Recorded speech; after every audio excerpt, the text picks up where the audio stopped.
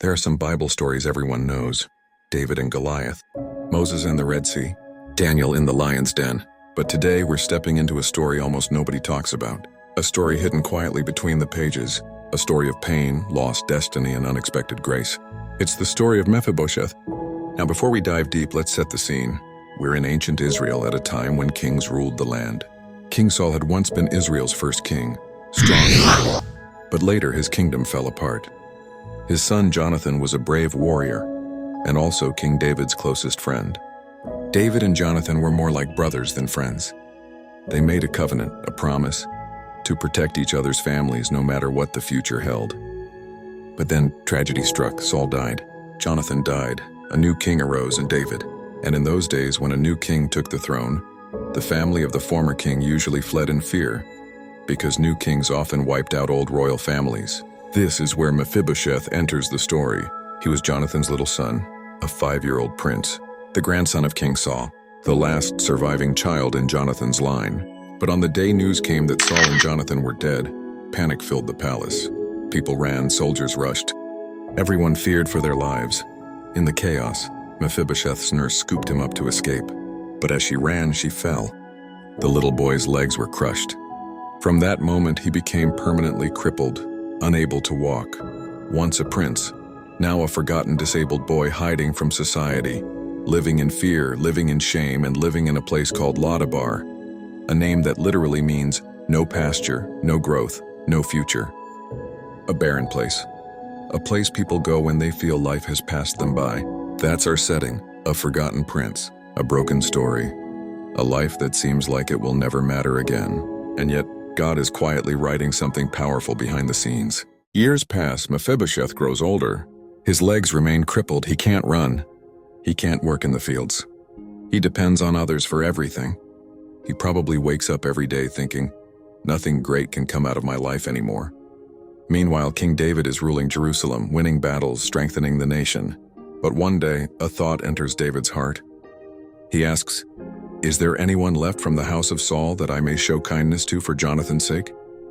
This question is the turning point of Mephibosheth's life.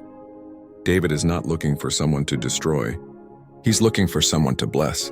A servant named Ziba comes forward and says, "Yes, your majesty, Jonathan had a son.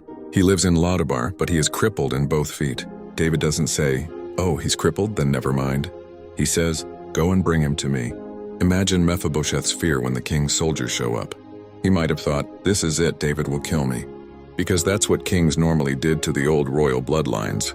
They carry him, because he can't walk, all the way from Lodibar to Jerusalem, the palace that once belonged to his grandfather, the throne room where his father Jonathan once stood as a prince.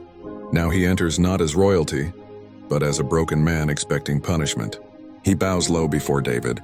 David looks at him, not with anger, not with disgust, but with compassion. David says the words Mephibosheth never expected to hear: "Do not be afraid. I will surely show you kindness for the sake of your father Jonathan. I will restore to you all the land that belonged to your grandfather Saul. And you will eat at my table continually, as one of the king's own sons." This moment is the climax of the story. The forgotten prince is restored. The broken man is lifted up. The one who thought he had no future gains a seat at the king's table. From the dusty, empty land of Lodibar to the royal dining hall of Jerusalem, from shame to honor, from hiding to belonging. And throughout the rest of his life, Mephibosheth sits at the king's table every day, loved, valued, accepted. Not because of what he had, not because of what he could offer, but because of who he belonged to. So what does this story, and this story nobody talks about, teach us today? 1. Your location is not your destiny. Mephibosheth lived in Lodibar, a barren, forgotten place. But God was not limited by where he was. God came for him all the way from the palace.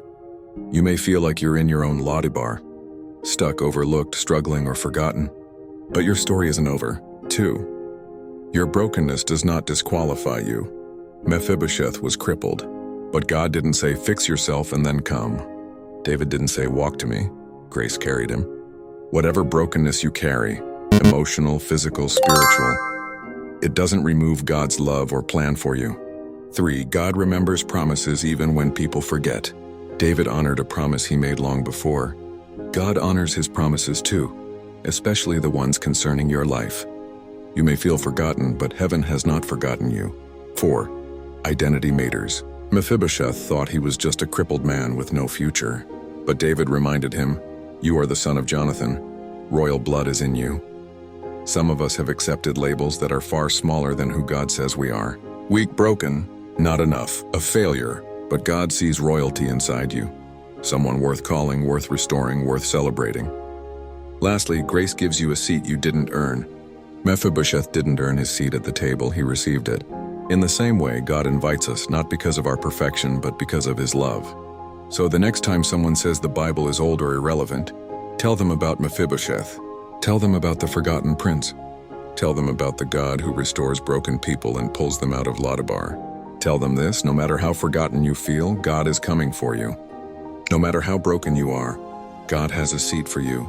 No matter how long you've been hiding, your name is still known in heaven. This is the Bible story nobody talks about, but today, you've heard it.